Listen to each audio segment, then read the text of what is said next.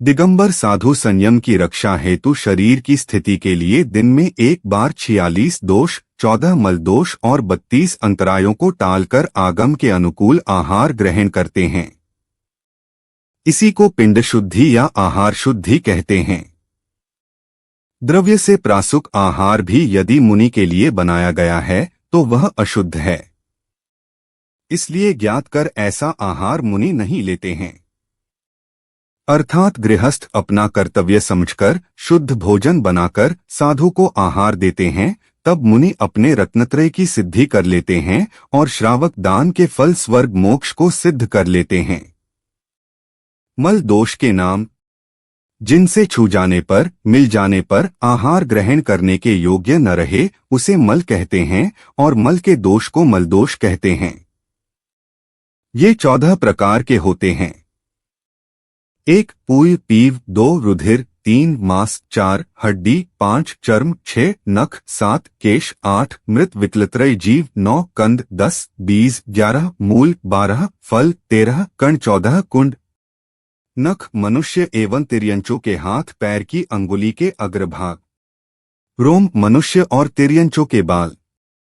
विशेष आहार के समय पिच्छी दूर रखते हैं क्योंकि पिच्छी के पंख भी मोर के बाल हैं।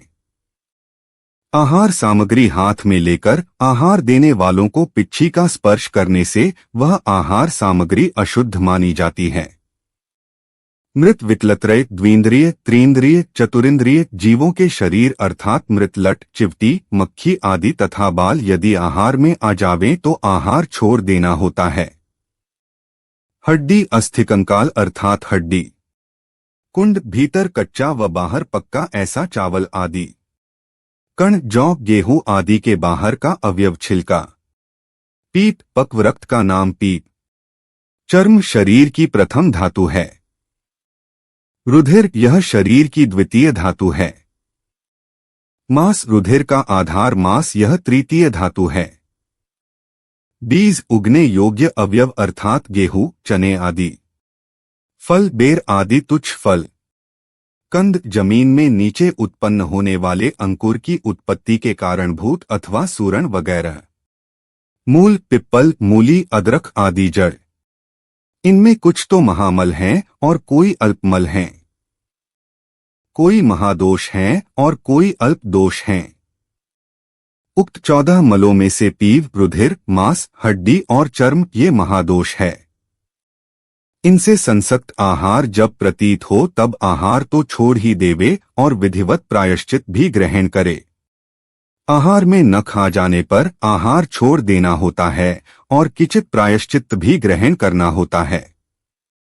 केश या मृत विकलत्रय द्विंद्रिय, त्रिंद्रिय और चतुरिंद्रिय जीवों के शरीर अर्थात मृत लट, चिवटी, मक्खी आदि तथा बाल यदि आहार में आ जावे तो आहार छोड़ देना होता है।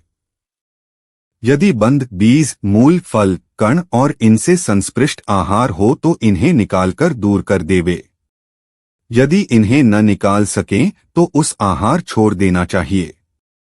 सिद्ध भक्ति कर लेने के बाद यदि मुनि के अपने शरीर से रुधिर या पीव बहने लगता है अथवा आहार देने वाले के शरीर से रुधिर या पीव निकलता है तो उस दिन आहार छोड़ देना होता है। यदि मांस भी दिख जाए तो भी आहार त्याग कर देना चाहिए। ये मल दोष 8 प्रकार की पिंडशुद्धि में नहीं कहे गए हैं, अतः इनका पृथक कथन किया गया है। आहार संबंधी 46 दोषों में से उत्पादन के 14 मल दोषों का वर्णन पूर्ण हुआ। 32 अंतराय, 16 उद्गम दोष, 16 उत्पादन दोष तथा 14 अशन दोष के बारे में अन्य वीडियो से जानें। जिनवाणी माता की जय।